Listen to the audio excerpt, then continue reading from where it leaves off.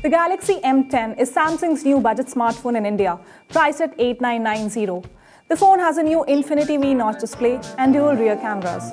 So, how does it perform? Here is our review.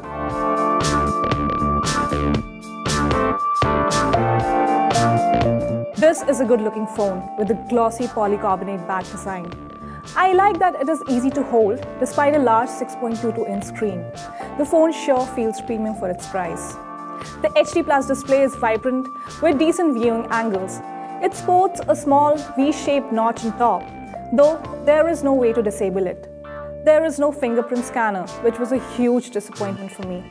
Widevine L1 certification is good to see on a budget phone.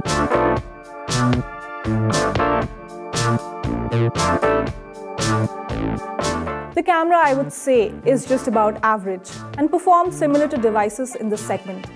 The outdoor shots are a mixed bag, as colors in some photos looked washed out. The low-light photography is decent. The front camera is satisfactory, though do not expect much. The bokeh mode does a good job of blurring out the background, but indoor shots have too much noise.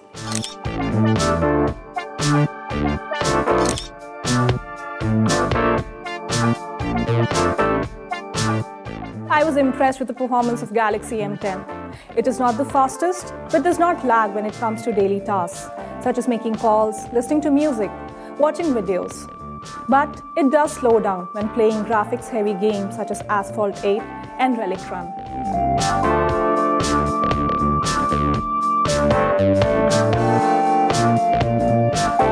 The battery easily lasts for a day with moderate usage. That includes browsing social media, watching videos online, listening to music, and messaging. It takes close to 2 hours to get fully charged.